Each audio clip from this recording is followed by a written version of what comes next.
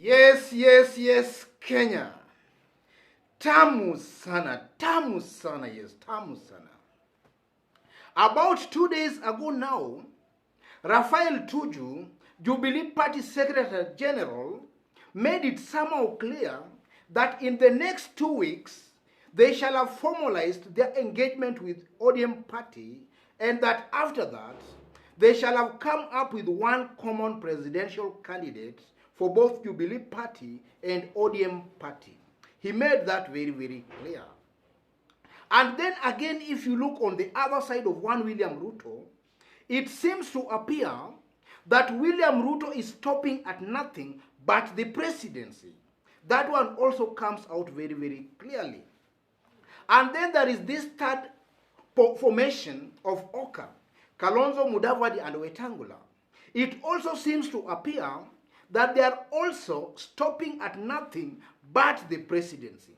So as things stand right now in Kenya, it seems to appear we've got three political formations. We have the Uhuru Raila formation, William Ruto formation, and this Oka, Kalonzo Musalia formation. So ladies and gentlemen, it seems to appear that Uhuru Raila formation and that of Oka Kalonzo Mudavadi formation, their common enemy seems to be one William Ruto. So in this video today, ladies and gentlemen, I want us to look at Ruto's political options going forward 2022. That's our discussion today in this video. And in case you've just bumped on this YouTube channel for the very first time, tap on the subscription button and also on the notification bell to receive a notification anytime we upload a new video. I also kindly implore upon you to give this video a like. Give it a like, please. Give it a like. Thank you. Straight away to our discussion. Ruto's political options for 2022. The first political option William Ruto is left with is to surrender and fight another day. He should surrender, because as things stand right now, there is no way William Ruto will beat a combination of Uhuru and Raila. No way, he can't beat that combination. So William Ruto's only political option for 2022 is to surrender so that he can fight another day. How is he going to surrender? Assuming he surrenders to Raila, Ruto, Uhuru formation, it simply means he's going to play a second fiddle to one Gideon Kipsiele Moi. Because most likely from that formation, Gideon Moi must deputize Raila Amolo Odinga.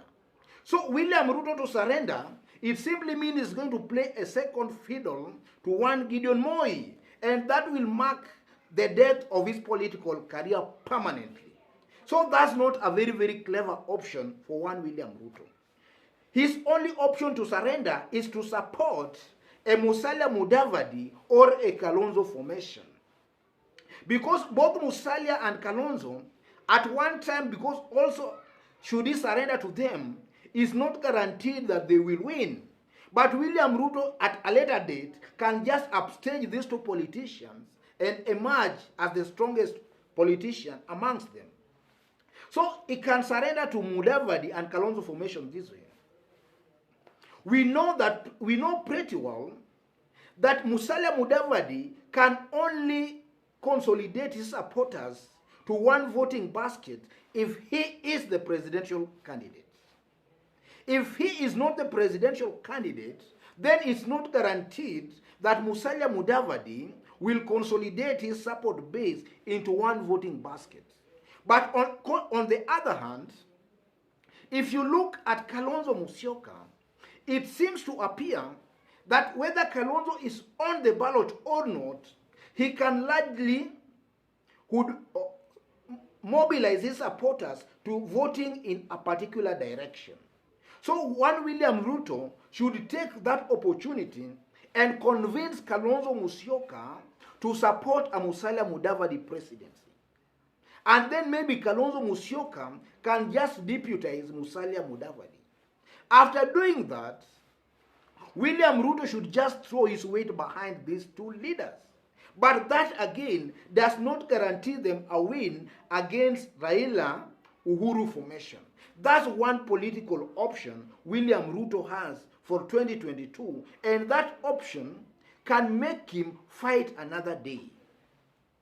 The second option or political possibility that William Ruto is left with for 2022 is to go ahead and contest for the presidency.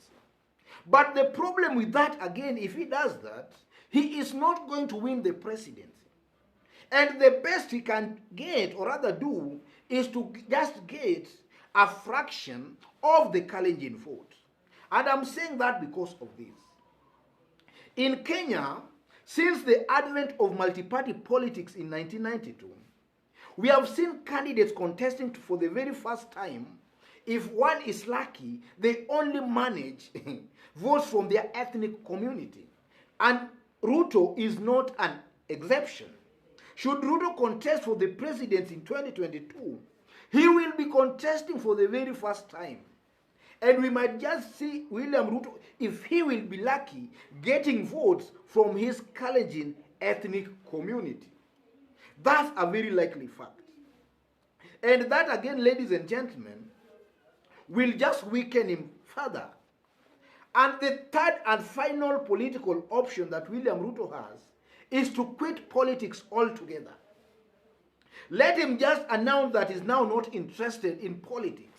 He can use that trick for him to fight another day. Because as things currently stand out, ladies and gentlemen, in Kenya, William Samoei Ruto has so many corruption scandals hanging loose around his neck.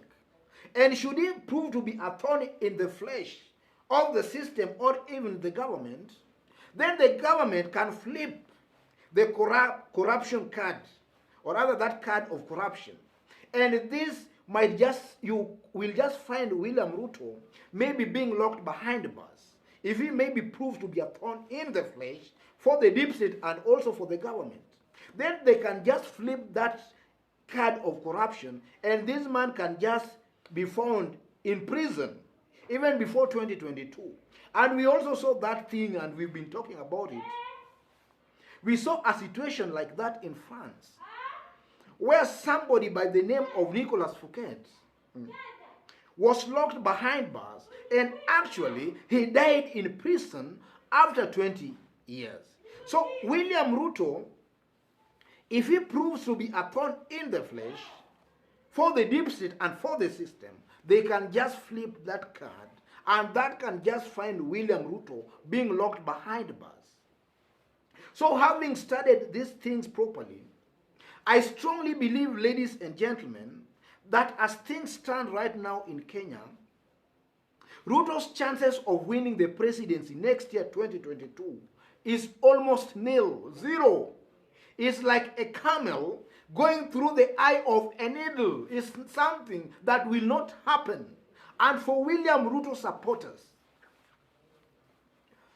whether you know it or not, whether you are living in denial or not, chances of William Ruto becoming the president next year is zero. He will not be. It's nil, nil, nil, nil. It's nil. His only option are only those three. I strongly believe that. He has to surrender to he has to surrender and support Musalia Mudavadi in Kalonzo ticket. That's his first option. The second option, he should just go ahead and contest, which he will just get a fraction of the Kalenjin vote. Or the final option, he has to quit politics altogether and live and fight another day. And that's a clever move that somebody by the name of George Weah did in Liberia. He quit politics for quite some time, and as I talk right now, George Weah is the president of Liberia. William Ruto has to be very, very smart, and he has also to borrow a leaf from one Raila Amolo Odinga. In 2002, Raila knew pretty well there was no way he was going to beat Kanu, and there was no way he was going to beat Mwai Kibaki. So Raila Amolo Odinga read the mood on the ground and just threw his weight behind one Mwai Kibaki. Yes. And that gave Raila an opportunity of fighting another day. William Ruto should borrow a leaf from Raila Amolo Odinga. He should just surrender for now or support a Mudavadi Kalonzo ticket. If he does that, he will live to fight another day. I strongly believe those are the three probable political options that William Ruto has as of now.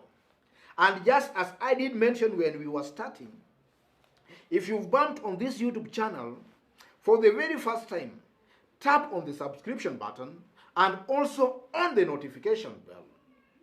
And also I kindly remind you to give this video a like. Give it a like, please. Thank you, ladies and gentlemen. God bless you. God bless Kenya. Tamu sana. Tamu sana, yes.